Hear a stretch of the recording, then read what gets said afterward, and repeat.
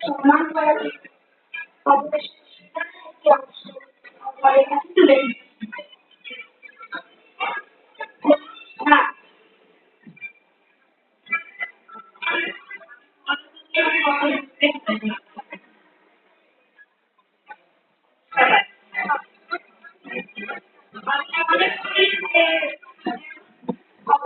আলোর একটি প্রতীক